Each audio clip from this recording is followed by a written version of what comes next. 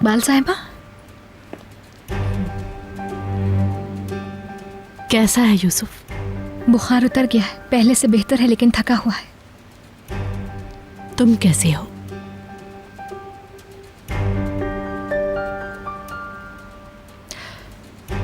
देखो सहर, मुझे तुमसे एक बात करनी है, लेकिन मुझे बिल्कुल भी गलत नहीं समझना। कैसी बात कर रही हैं आप? सहर, मेरा ख्याल है अब तुम्हें यहाँ से चले जाना चाहिए। यमान सख्त गुस्से में है, तुम जानती हो। जिस नैनी को 2 दिन पहले रखा था उसने फायर कर दिया है। अब उसे इस घर से निकाल दिया गया है।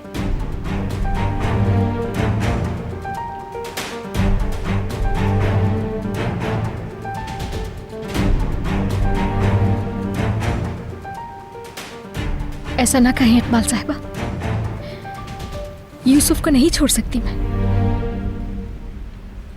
मेरे चाहने वालों में अब सिर्फ यूसुफ बाकी है मेरे पास। मेरे बाबा की और मेरी बहन की निशानी है यूसुफ। मैं किसी भी सूरत नहीं कर सकती है। मैं जानती हूँ डियर, मैं जानती हूँ, लेकिन तुम यमान के सब्र का इम्तिहान नहीं ले सकती। सहर, तुम उसे अच्छी तरह से जानती हो।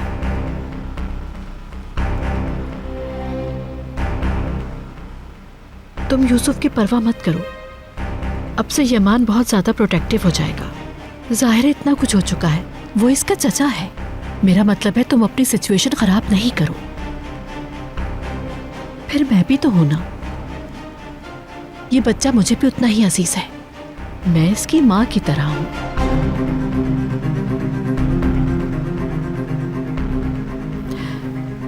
ये सब कुछ यूसुफ के लिए है।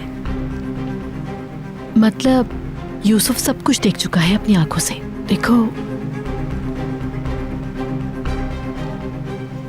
यमान तुम्हारी गलतियों का इंतजार कर रहा है। मुझे पता है तुम अपने भांजे को बहुत चाहते हो, अपनी जान से बढ़कर। मगर यमान एक तूफान की तरह है सहर। यानी अगर वो अपनी पर आ जाए तो फिर वो न जाने क्या कर जाए। उसे रोकना बिल्कुल मुमकिन नहीं रहता। अगर यूसुफ ने सब कुछ देख लिया तो क्या होगा? अगर उसने तुम्हें नुकसान पहुंचा दिया तो ये बताइए मैं इसे कहाँ रखूं मिस इकबाल? आ जाओ निस्लिहान, अंदर आ जाओ, हम बात कर रहे हैं आपस में।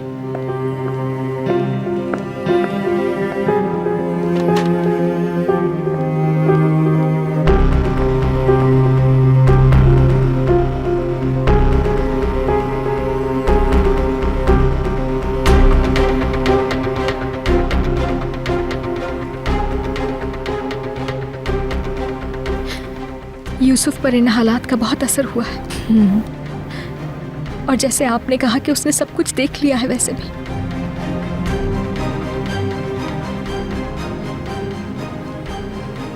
यूसुफ की खुशी मेरे लिए हर शय से बढ़कर है। वो खुश रहे, बस महफूज रहे, मेरे लिए काफी है। तो फिर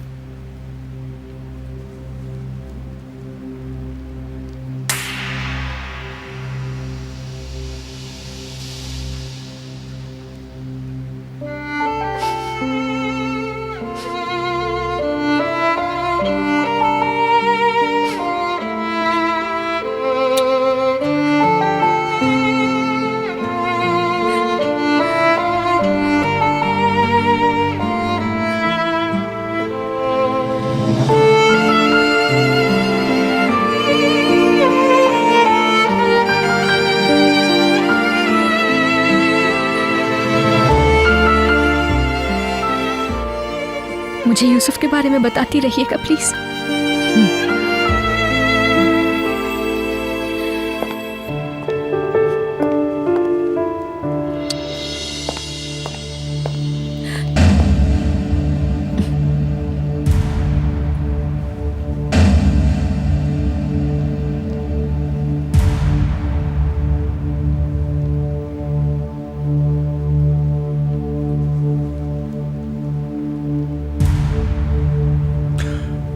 दूसरा कमरा तैयार करवाएं। हाँ हाँ, जुहाल आने वाली है उसके लिए। प्लीज भाभी, अब इस कमरे में यूसुफ की खाला रहेगी।